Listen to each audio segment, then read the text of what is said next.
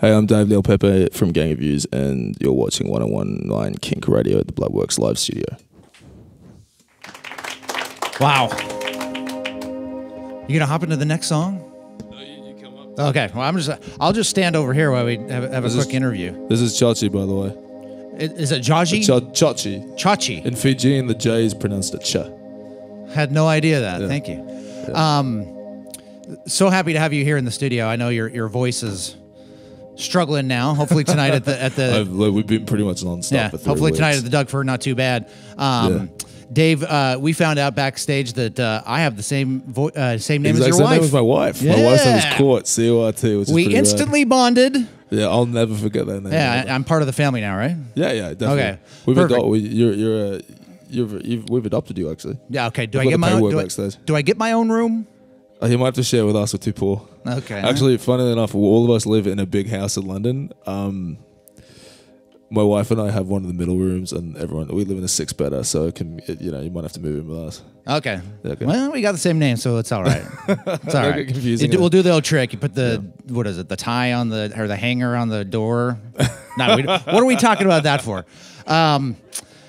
No, actually, that was my question. If you didn't know that you've got an accent, my first thought was, are you from Kentucky? I'm Australian. But you're from Australia. Born in Australia. But currently living in London. Why the move from Sydney to London? Because the Australian government wouldn't let our American keyboards guitar player live there. He'd lived there for like 12 years almost. So his visa ran out, and we were having trouble renewing. So we've only now just recently started to be able to have him live there. Wow, so it really came down to like an immigration issue. Pretty much, our whole life is an immigration issue. We've had nothing but problems. We've spent upwards of like $70,000 on immigration fees. It's absolutely insane. It sounds like something that would be happening here in the States, but no, it's Australia. Honestly, it's probably easiest. America's the easiest place for us to live, visa-wise. It's just so strange. But yeah, it's just kind of been like a real weird whirlwind. So we're still trying to navigate that territory, even with everything that we've kind of been doing. Do you? Because I don't think a lot of people realize how isolated though as well Australia is kind of from. It's a long way away. It is. Yeah. From London, it's like a 36 to 38 hour journey. Yeah. Sometimes, so I think it's like from here. Honestly, from here, it's probably a lot easier. So it's like an hour and a half, 2 hour flight to LA, and then or to San Francisco. Then there's a 13-hour flight, so it's not too bad. But it's like. Yeah, it's it's really, really far away. Did you ever have a sense of that isolation? Because obviously technology can make you a little closer, but still. I was born in the 90s. I was born in 92, so I think like other than having to wait like 45 minutes to download a single MP3 on LimeWire, right? With my terrible dial-up internet, it never really felt like I was too separated. And most of Australian television is made up of British and American TV, so it's really weird talking to people like. Oh yeah, you probably wouldn't have heard of Mr. Rogers' Neighborhood. I'm like, no, I have. And by the way, we all like NBA. We like all American sports in Australia. It's pretty weird. Like, I think the advantage of living in a country, in a colonized country, I guess, is you get all this stuff from the United States and the UK. That's the only advantage of living in a colonized country, actually. Sure, right.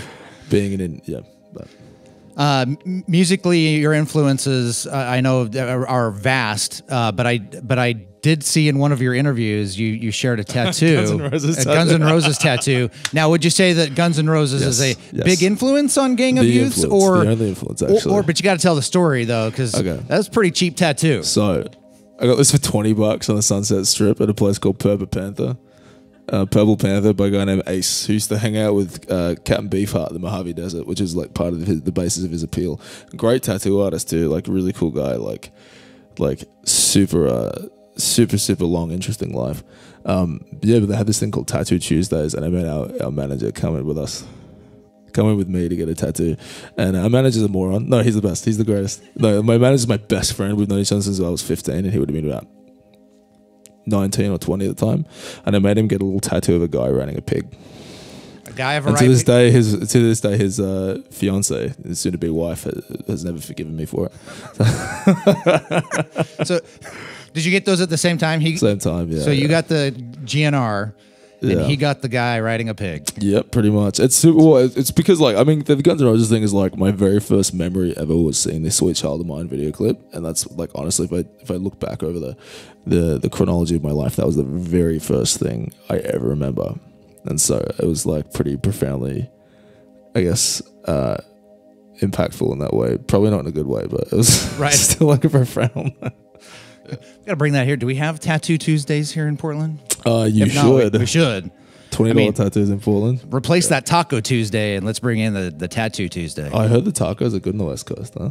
They're great. I love Portland. Portland's a great town. My wife and I were looking at how much it would cost to buy a place here, and it's infinitely more than I could possibly afford. It's still like a cool place. Yeah. We'll give you a list of some taco places. Awesome. All right. We got Gang of Youth here in the Bloodworks Live Studio. How about some more music? Awesome, yeah.